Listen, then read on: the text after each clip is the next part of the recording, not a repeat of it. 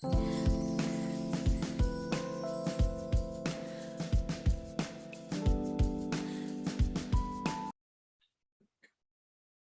Akal. Thank you for joining me Hello. today. Thank you for having me. Let me see if mine's recording one moment. Yeah. Okay, yeah. Mine says Yes, it's doing we're good. something. Okay. Okay, good. We're good. All We're right. good. So, thank you so much for joining me today. I've been following you for over a year now, and I'm very familiar with your work, Kundalini yoga, sexual energy transmutation, and so much more. But in order not to mess up your bio, and I will have a link to your website in the description box, as well as your YouTube channel. I'll just read your bio out of my phone. So just not to mess it up, just for people who are not familiar with your work. So Akal holds a master's in applied exercise physiology and has worked in both exercise-related fields as well as a Kundalini yoga teacher for over 20 years. Over the last 10 years, you have applied your understanding of yoga, tantra, energy work, Taoist practices, and meditation in aiding men in transforming their understanding of intimacy and sexual energy. And you also help couples and individuals understand their relationship dynamics and life path through the lens of astrology and human design. Okay, perfect. So I kind of want to start off with the first question, which is, I know you've worked for so many years with couples. So if you could name 3 of the most predominant misunderstandings between couples, we'll try to talk polarity rather than gender. What do you think these would be? I mean, I won't say misunderstandings, but I would say more sort of like roadblocks, areas where there tends to be a friction. And the frictions that arise, I generally see often has to do with how the two individuals operate energetically independently. And the best way I can say this is, you know, I always use the same expression. So those of you who've watched me speak before, I always use the same analogy basically, which is 2 eyes, 2 individuals, when they come together, they create a we.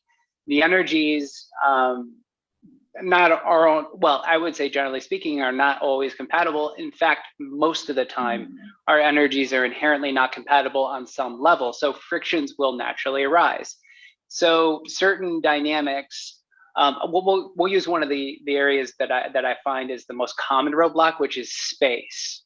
That in generally, and again, I'm a guy, so I come from the sort of male perspective, so I have a little bit of a bias in that regard. So the need for space in relationships, in terms of like the eyes need to have space so they can realize their individuality and they don't become too intertwined. And in terms of, and then some people want to get lost in the intertwining. So that's one of the conflicts I've seen, is that there are, in some situations, in some relationships, one individual in the relationship wants more and more and more and more connection. The other one's like, I need to breathe. So that, I think, is the most common, in my experience, the most common issue. And so sometimes I tell guys or whoever I'm dealing with, if you have a room in the house or in the apartment or the condo or wherever you live, where you can sleep alone on certain nights, maybe like 1 night a week, just sleep alone, spend your time alone, sleep alone, be in your own aura and your own energy, because, I think it's really essential, because I think in a lot of ways we tend to lose our identity in relationships. And then the problem is that issues will arise when we lose our sense of identity. We'll have energy issues, we'll have lack of clarity. A number of things could possibly come up in those situations, in which oftentimes there's a beautiful remedy, which is to spend some time alone. the other thing I found is, and this leads into my second point, which is intimacy. Intimacy tends to suffer in situations where there's not adequate space. And I don't care how much we love our partners. The reality is that if we're around this person all the time and we don't have adequate amount of space, it gets old. Sure. It gets old. I mean, 1 year after another year after another year after another year with the same person. And I've heard this issue rise many times. And again, it's the need that I found for me anyway, my solution that I've worked through as well as I've helped other individuals is if you have that one night where you can be alone, sleep in your own aura, sleep in your own field, then when you kind of have a renewed desire for the person you're with. Yeah. So that's one of the solutions. Now the intimacy being the second area where I feel is a roadblock is I'm going to come from a very male perspective here. I don't know how many relationships I've seen utterly destroyed because guys ejaculate too much. And I don't mean like, it's not necessarily about frequency because every man can kind of sort of recharge at a different pace and a different rate. But the reality is that the process of ejaculation naturally severs a bond. And that natural severing of a bond, again, I'm speaking from a male perspective. Yes. As soon as that bond is severed, there's at least this is my experience and experience of a lot of men I'm with, is they need to lick their wounds. They've lost some energy. That energy loss for some folks, for some men, is much more profound. It's much more powerful. It's much more intense. For me, I generally don't want to bond with the person. If I ejaculate, I mean, I'll bond in the sense of like, we'll have a conversation, maybe a little bit of cuddling and that kind of thing, but I don't want to be intimate for probably 2 or 3 more days. I've had sufficient time for my sexual energy to build back up. And there are times where my energy is particularly low, where I don't want any intimacy for over a week or 2 weeks. I mean, that's just how it is. And so for me, and again, I'm speaking from my perspective, sometimes I don't like to release a month is the period of time I like to kind of like, all right, I let it build up over the course of a month, and then I'll release when my body tells me it's time. It's not the ego, it's my body tells me it's time. And I usually can tell because there's just a lot of pressure built up. So that would be like the kind of the second area I wrote generically in terms of from a man's perspective, is that if the charge is high, your desire is high. And for me also, there's the experience of my desire to connect with my own body is also high. And if I'm more in tune with my own body, if I'm more in tune with my own energy, if I feel, I use the term horny is high, because the reality is when I'm horny, my body feels very enlivened. I feel very vital. I feel very rich. I don't ever want to let that go. And again, I wait until my body says, all right, it's okay to let it go. And then I do. So that would be like a kind of a second area is around the intimacy issues. Then a third area I would say would be resentment. So addressing resentments as they arise. Communication, which is, it's almost cliche to say, oh, one of the issues in relationship is communication. Well, yeah. However, there's verbal and nonverbal communication, and there are verbal and nonverbal ways in which to address any sort of resentments that rise. But if we let the resentment simmer in our being, it becomes very malefic. It becomes very sort of toxic. And that toxicity will build and build and build. And then all of a sudden you'll notice little things like, oh, my partner's breath smells bad today, or their body odor smells bad today. And you'll find like little reasons to kind of pick at the person, even if you're not directing your sort of attacks at the person. In some cases, some people do, but I tend to be personally more repressive in nature. So I will sit there and stew on, I don't like the way her breath smells today, or, whatever the issue is, I'll let it simmer within myself. So I've always found that communicating, not necessarily like, oh, your breath is off, but the reality is I need to communicate if something occurred at some point during the week or during the day in which it triggered me in some particular way. Usually I'll let it sit before so I can process it. and understand how that affected me, impacted me, and then I need to communicate it. Because the longer I hold it, the more, like I said, it becomes toxic. And then I start fault finding. And again, this is something I found to be very common in a lot of people. And it's interesting because I've had clients who I've worked with where they've let the resentment simmer for years. They just don't address these issues. So verbal communication obviously is one issue. And then there's nonverbal communication. When I was going through Kundalini Yoga teachers training, we learned something called Venus Kriyas. And Venus Kriyas, they're like connection practices.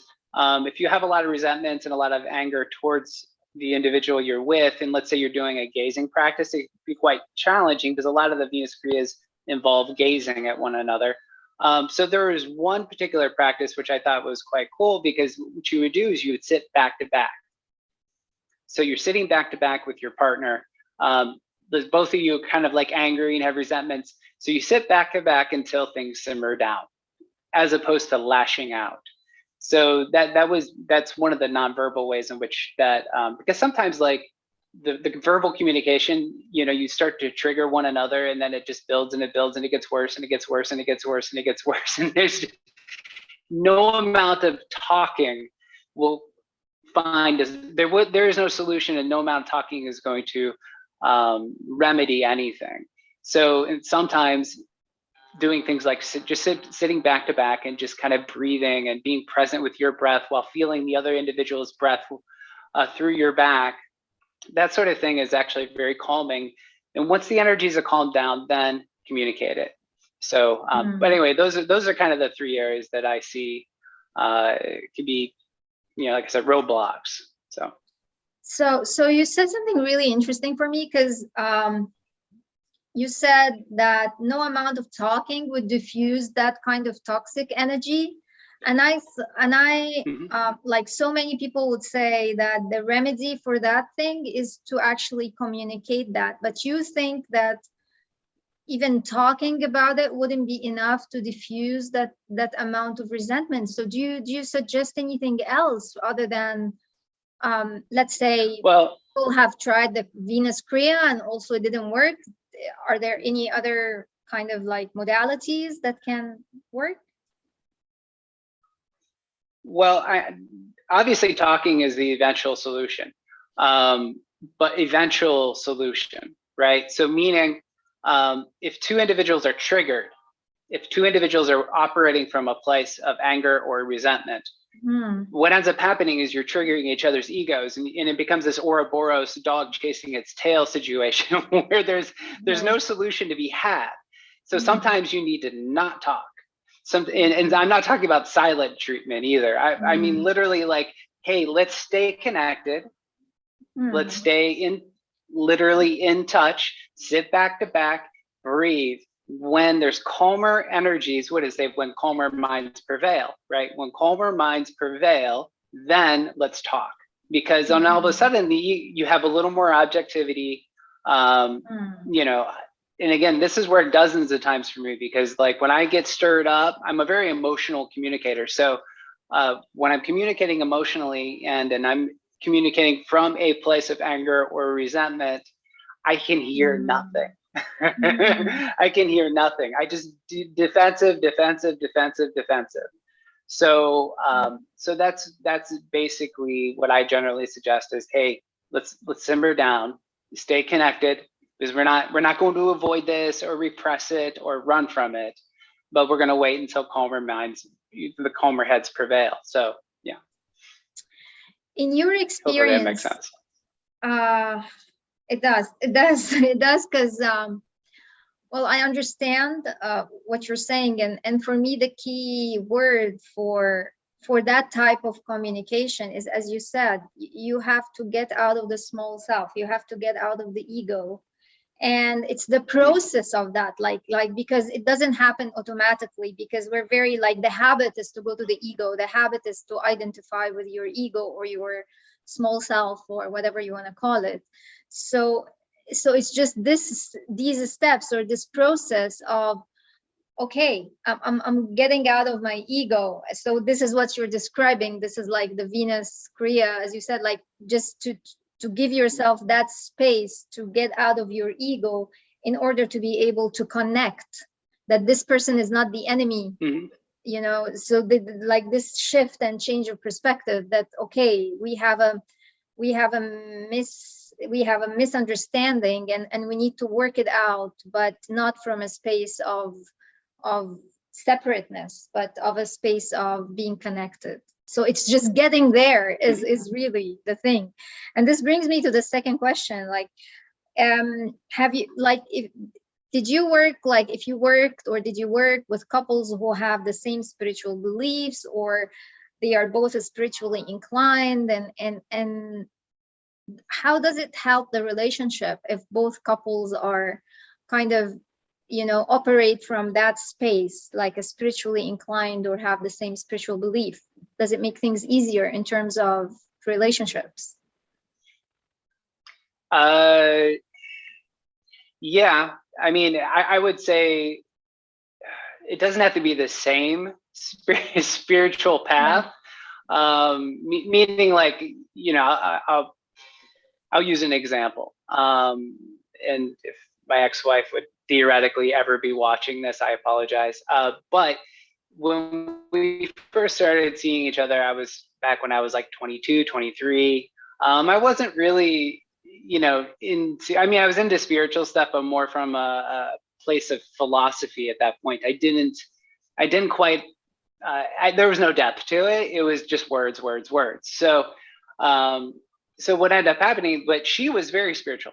She was very, very, very sort of lit by the time she was around in her early 20s. So, you know, what she taught me at that point is that she would question our relationship at that point because we weren't, quote unquote, equally yoked. And it's somewhat true, is that you want somebody who's going to be able to come along with you on the path. And the other thing is that it has to do with language. I tend to speak ad nauseum about spiritual stuff, and you know, so anyone I'm generally with in terms of romantic entanglements, generally speaking, if they're not spiritual on some level, then I it's like I have nothing to say. So that's also important. But what is interesting though is it doesn't. I think in certain, let's say if you're on a religious path, Christianity, Islam, whatever it may be, maybe it's more important because those are more social constructs that go along with the spiritual practice. And if there's a social construct that goes along with the spiritual practice, then oftentimes, yes, both individuals kind of need to exist within that social construct. However, if two individuals come together and they're just generally spiritual, I think it's a good thing. And again, it has to do with the fact that the language is similar, they can communicate. You know, and other thing is that having spiritual practices, meditation, yoga, tai chi, qigong, prayer, whatever it may be, it makes you a better person. And if it makes you a better person, well, you're going to be a better partner. So in terms of my own criteria, it's absolutely essential that the other person has some, again, they don't have to speak the same language necessarily, but they have some sort of mindfulness. And that's kind of generically part of my criteria is this a mindful person? So yeah. So what do you think about, there's a lot of talk about non-monogamous and polyamory. So do you have any opinions about that, or how does it, like, do you think it works? Or no judgment, but from your own like experience and perspective and stuff. All right, so my ego loves the idea of polyamory. My ego loves the idea of like, oh, I can have multiple sexual partners, right? And I think individuals get locked into, how do I explain this? So I don't want to use I guess I'll use a little esoteric language here. So we'll talk about chakras a little bit. So if I'm operating from, let's say, my sexual chakra, I can, and I think this is true of a lot of individuals, if you're functioning from that space and that is a primary place that you have a concentration of energy, then what ends up happening is that concepts like, oh, I can sleep around with multiple partners becomes a thing. Like you can do that theoretically, right? So it sounds good. And I also like to think of like polyamory, sleeping around with multiple partners kind of falls into, and I'm not saying this for those people who have this as a serious part of the relationship. I'm not saying it's a kink necessarily, but for me, I tend to prefer monogamy. So for me, it's a kink. So it's a kink for me to want to sleep around with multiple partners because it's coming from a mental place and a mental space. And there's a rationalization that goes along with it. The reality, and again, I'll speak for me and a lot of men that I've worked with, is that even though we can psychologically say, oh, I could do this, this, and that. In fact, hey, I read a book where they said it's part of our biological heritage to, basically inseminate a woman and then move on to the next woman in order to procreate and to make sure that the strongest seed survives and whatever to expand my my lineage. Now, the reality is that I always have to. First off, I don't like rules in relationships, and I generally speaking, I think when people enter into relationships, they need to have very clear-cut boundaries and rules that are set up from go. And one of those boundaries in some relationships would be, hey, can we have a conversation about like sleeping around? And if both individuals are like, hey, it's fine if you sleep around, you also need to point out something very specific, which is, okay, so if we're both agreeing that it's okay to sleep around, then we also have to be both okay with how the other person is going to emotionally respond. And we have to give the other person, the other individual in the relationship, the permission, or not even the permission, but they're allowed to respond how they naturally feel they're going to respond, whether it's jealousy or possessiveness or any of those things. They're entitled to their emotion and their feelings. So if I do not want to provoke those particular emotions, even if I'm in a sort of a non-monogamous situation, I have to consider the other person. So I think relationships, they need to have consideration as the foundation when we're talking about, are we going to be monogamous or non-monogamous? Because sometimes a rule say, hey, this is a monogamous relationship, and we're both, again, if it's both agreed upon, then so be it. Then there's no resentment there necessarily, although sometimes there can be. However, if one individual is a little wishy-washy and kind of like, thinks, hey, I can get away with sleeping around, I want to sleep around, it's going to build up some resentment if the other person is like, no, this is the rule. So the problem with rules is that there may be the other individual is not real cool with that rule. And so that's going to build resentment, going back to the resentment issue. And the resentment simmers and builds and builds and builds. It's going to destroy the intimacy. And if it destroys the intimacy, the individual who wasn't cool with the rules is going to start sleeping around. And again, there's no consideration of the other person's feelings. So from my perspective, I think relationships are all about agreements. And if the agreements need to be clear and the agreements need to be deep, they can't simply be philosophical. I've talked to one particular couple and they both read this book about polyamory. And they're like, oh, it sounds like a great idea. They were processing it philosophically. Mm-hmm. Then I asked them separately, because when I'm working with couples, I like to talk to them separately, never together, because they're I hate to say, a lot of couples, they lie. Yes. So same for I me. talk to each one. Yes, each one I separately. do the same. Yep. Yeah. So after the separate communication, what I end up finding is that I'm sorry, I lost my train of thought for a moment.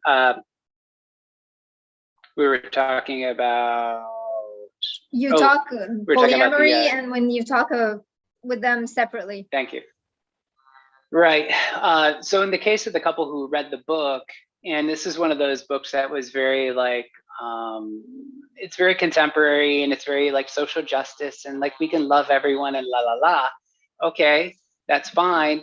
but it doesn't really take into consideration, again, how is someone actually going to respond?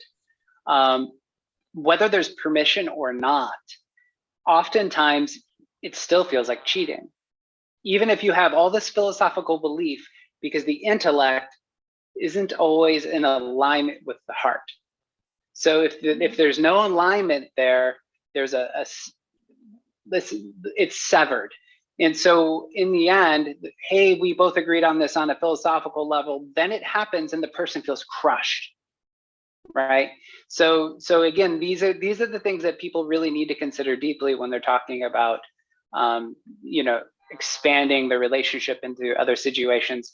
Now, if we're talking about threesomes and bringing in that kind of thing, I think could potentially happen more fluidly and more naturally because the couple is doing something together, but that's probably a different question. Okay. So yeah. I mean, we spoke offline about this and you kind of expressed a lot of frustration from dealing with men and how they just don't get it when it comes to women in so many aspects. And I would like to just kind of pick your brain again about this. Like, what is it that men are really in your opinion bad at? Like, what is it that they don't get about women that will make things much more easier and will just kind of bridge the gap, if you will, between Venus and Mars? Like, we'll use the cheesy, corny kind of analogy. Right. Well, first off, thank you for the question, because it helps me exercise my New Year's resolution, which is anger into action. And so verbalizing this kind of helps me. I have a lot of anger about men, and I'm saying this anger, it exists because I've been there, done that. I'm not saying it's anger because, I'm somehow perfect. I'm angry with men because I've been angry with myself and how I've treated women, let's say, 10, 15, 20 years ago. And it was a lack of maturity on my part in those particular situations. Now, the thing that angers me most about how men approach women is, I would say it goes into the sexual realm, of course, but it has to do with the fact that men are trained by pornography. Right. So even in the cases where men are not necessarily looking at pornography, men are trained by their own masturbation. They are trained to do things quickly.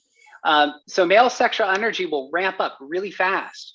Because let me create a little pause here. So male sexual energy ramps up really fast. If you can picture this, I saw this in a book. I don't remember which book. It was a Taoist book. Wonderful picture. It was one of the greatest, most profound images of my entire life that I've ever took in. And what it was two stick figures. It was the male stick figure and a female stick figure. The male stick figure, again, if we're talking about a circle, stick body, whatever. But on the male stick figure, it had a plus sign by the genitals and a minus sign by the heart. On the female stick figure, it had a plus sign by the heart and a minus sign by the genitals. And I was like, okay, that is a brilliant generalization. And now I'm not saying all women are like heart-centered and they don't immediately shift their sexual energy quickly, because I've known women who actually, in a lot of ways, they're able to heat up really quick. But again, that's not all women. So every man needs to, particularly when they're new into a relationship, they have to learn from her primarily. Be open to your own observations, but also be open to how her body is communicating with you. And if she's verbally communicating, my preference is to when it's in sexual world, my preference has always been that there's no verbal communication. I prefer to simply be sensitive to her body. And the thing is that, again, but some women, they're going to verbalize it and tell you, oh, do this, then do that, and whatever. But that kind of approach for me always made me feel like I was being micromanaged. And I was like, is this an office situation? Is that what we have going on here? But nonetheless, being sensitive to the fact that she takes a longer time to warm up. And that is a brilliant generalization.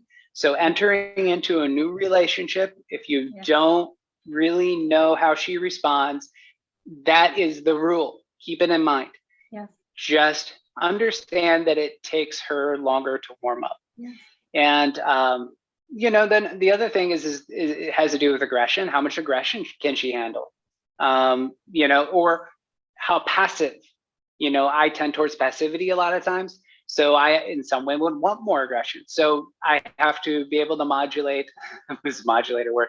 I have to be able to sort of like determine: am I going to be? Do I need to be more aggressive in this situation, or do I need to sort of pull back my energy? So the man needs to be very cognizant of his quote unquote divine masculine and how he's expressing it.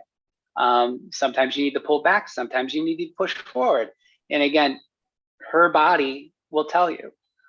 Like, is she gripping the sides of the bed in fear and terror? Like, that's relevant.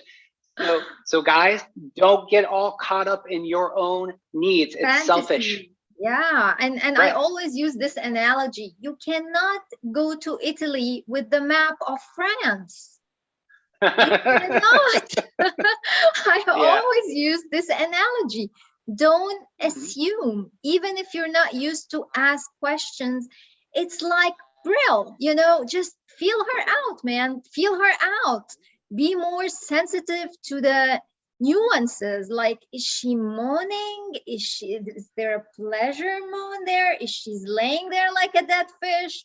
What are her facial expressions? Read her out. Come on. It's like a new country. Be curious.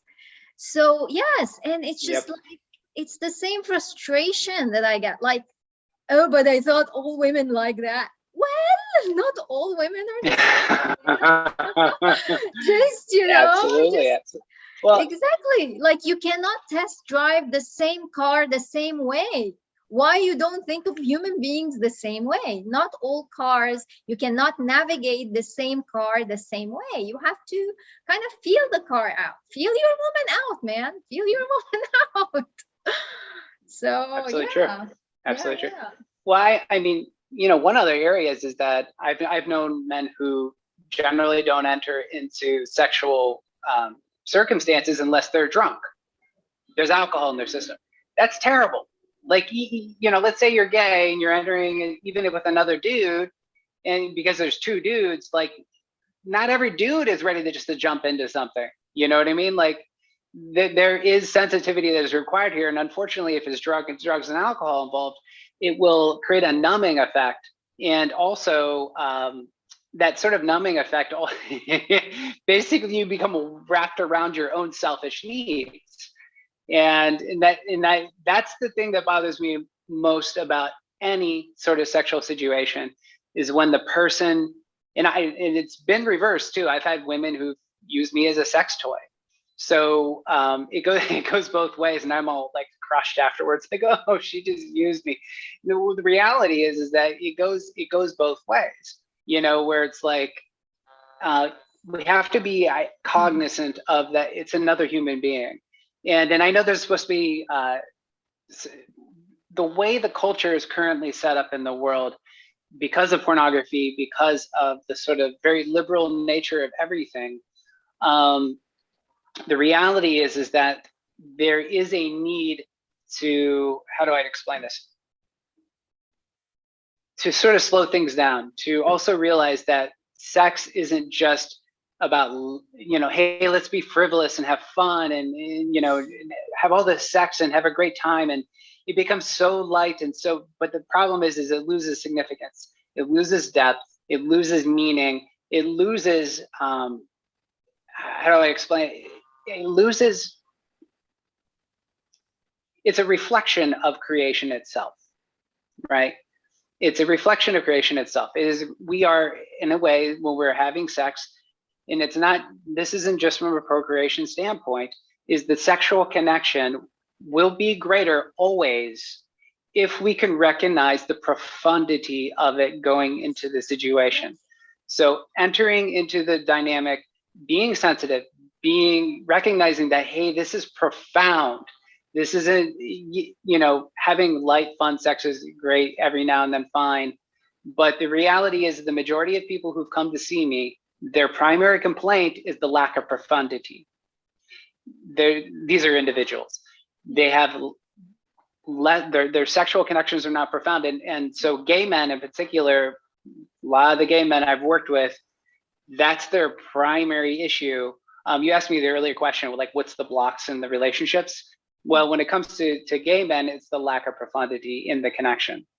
Oftentimes because it's two dudes coming together and they both are always moving towards ejaculation. If you're always moving towards ejaculation, you can go there really, really fast. You can get there really, really quick.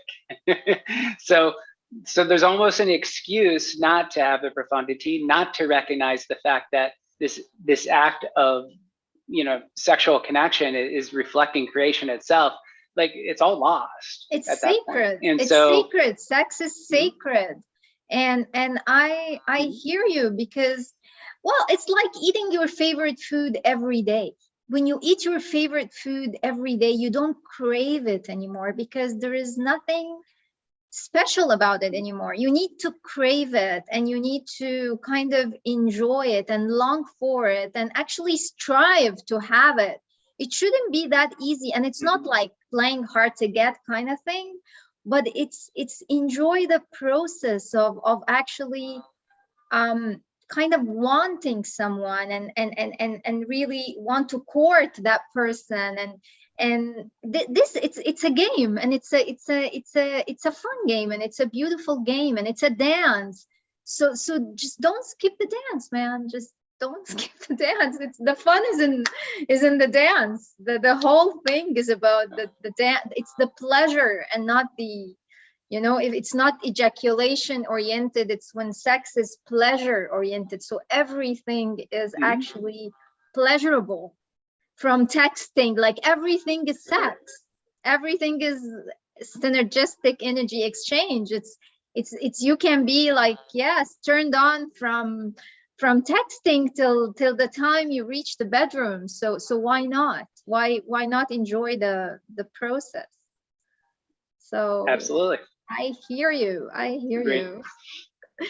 So since you are a Kundalini yoga teacher and you have many, many years of experience in that field, there is a lot of fluff about Kundalini everywhere on the internet, on YouTube, on whatnot, whatever. But from your experience and your studies and your research and your practices, what is the essence of Kundalini yoga? If we can, like, we're not gonna, kind of dive deep on this podcast, but maybe just give us a teaser about, and how is it related in that sense to sexuality and relationships? Let's say, let's take it from that angle specifically. Okay. So generically, yes. Kundalini.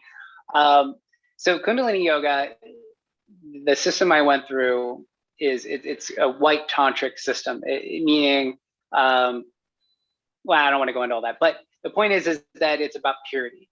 And so what it is you're purifying the body, you're purifying all these things so that the energy can flow more freely. And I often reflect on, when I think about this idea of purification, I think about even like the sins, the sins from the Bible, etc. All these things are basically, so if you sin, if you create certain sins, it creates an obstruction to energy. And so this energy, what people don't understand, and I always think this is interesting, I'm going to bring in sexual energy now. So sexual energy, it's interesting because people think it's like this separate thing. It's like this little separate thing here, and it's somehow not connected to the rest. Now, the reality is Kundalini is not sexual energy, right? Kundalini has sexual energy within it because it is a totality of energy. So whether we individual expresses that totality of energy, is kind of what it's all about. So what I mean by that is, let's say 15 years ago, we'll say 20 years ago, when I first started doing Kundalini yoga, My energy was quite low. So the totality of my energy, what we'll use a measuring cup, it was only like a quarter full. So I only had a quarter cup. And so as I started to do more purification practices, I started watching what I was eating, and I was, moderating the amount of exercise because I over-exercised, which burned me out. I was watching my stress levels. I started to learn all these different things, and I started to see that cup start to fill. And so, after 5 years of doing yoga and meditation, I got to about half full. And so now I'm like 3/4 full. I can still feel there's another quarter of my potential. So this idea of Kundalini is really about your latent potential. It's about this energy that sits, quote unquote, coiled up at the base of your spine. And it is waiting to awaken. And it's interesting because some of the manifestations that happen, a lot of the videos you see on YouTube, for instance, a lot of the videos are about the manifestations. People get really, really all tied up and like, oh, I'm going to get these cities or superpowers, or some people freak out. I was possessed by demons. They felt this like, like my body started moving on its own, and they immediately equate it to be like demonic possession. Who knows?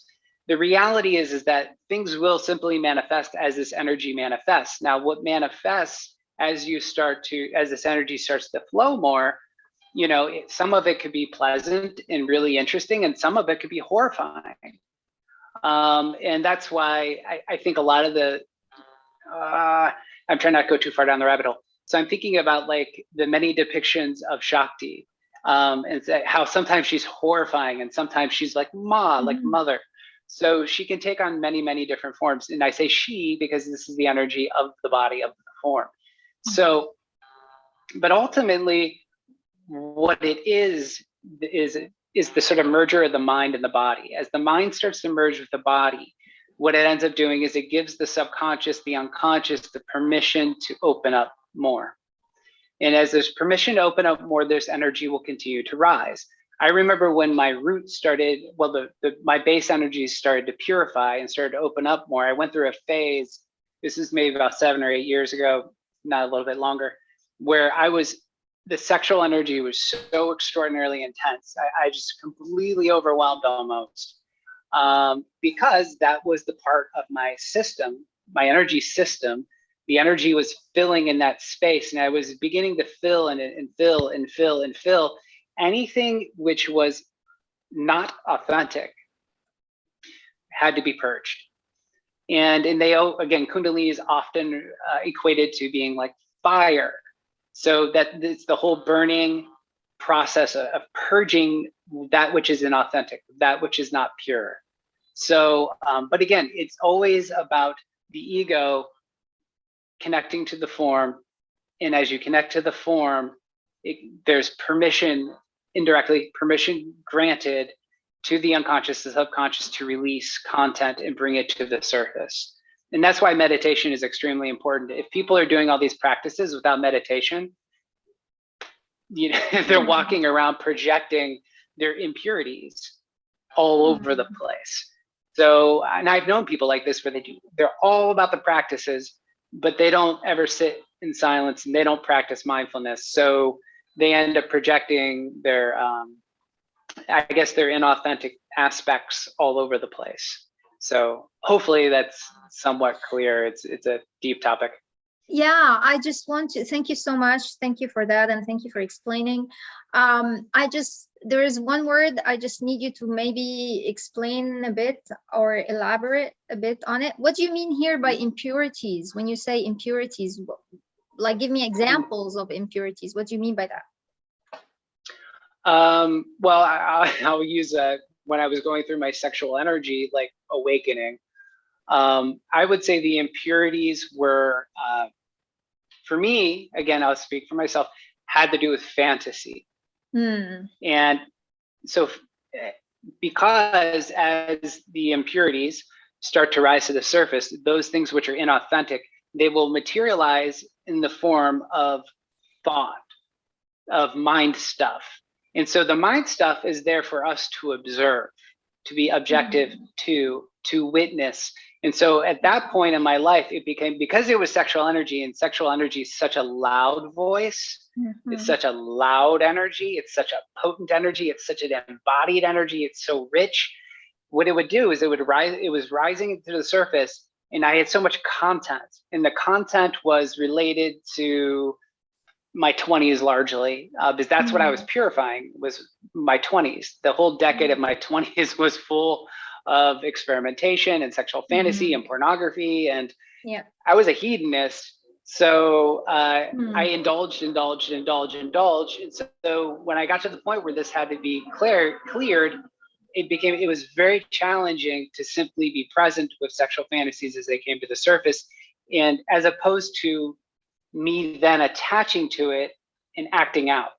So I had to keep the energy neutral as opposed to positive, because as soon as I started to positively attach to that energy, I wanted to act it out. I wanted to try it out. So that's kind of what I'm talking about in terms of knowing when the sexual energy rises to the surface. Just because something crosses your mind doesn't mean you're supposed to do it.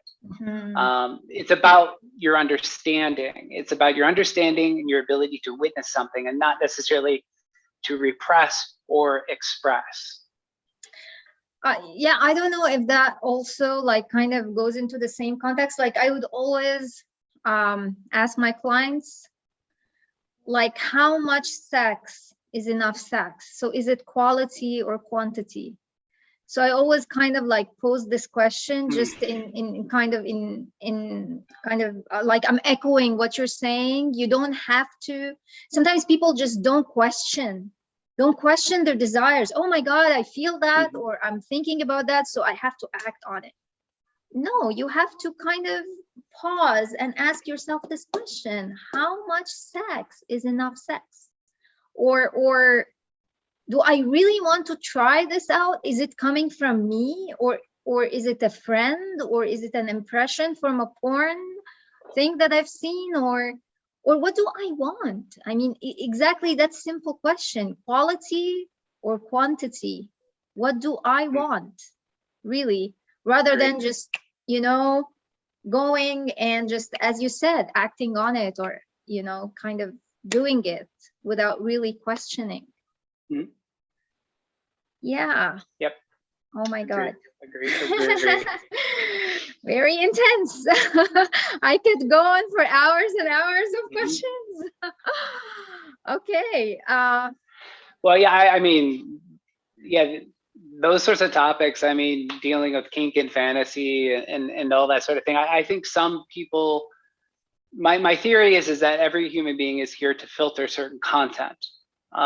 We come onto this planet with certain skills, certain attributes, our karma, whatever you want to call it. If you're talking about astrology, you're talking about the energy of your South Node or Pluto, whatever it is. We've come into this lifetime to filter certain content. So we're here to become really good filters of that content. And just so happens for myself personally, me needing to filter the many various expressions of sex and sexuality. So kink and fantasy and all these things, and learning how to, like, again, I didn't understand this in my 20s. Things would pop into my head and I was very proactive, and I would just go do it. And so, and often I discovered that fantasy is better than reality, and probably in my case, 75, 80, 90% of the time. So yeah, big topic. Well, in my humble opinion, I think that this kind of helped you, because now you kind of like, you cannot help anybody if you did not really kind of been there, done that. It's it's going to be from an intellectual level rather than experiential level. So I think all our experiences in life kind of pave the way to the path that we're supposed to take eventually. Maybe. Agreed. Maybe. Yeah. Absolutely true. No judgment, I think. No judgment. So I thank you so much again. That was so much helpful, informative. I'm sure that my my audience is going to agree with that. And it was very rich. And I think we would need another part 2 to finish all the questions I have. But for now, thank you so much, Akal. And thank you so much for sharing your knowledge and your passion and your teachings on your channel. And again, I'll put a link to Soma Arts, your YouTube channel and your website. And Appreciate it. Thank you. Have a lovely day. Thank you. Thank you for having me. No, you're very welcome.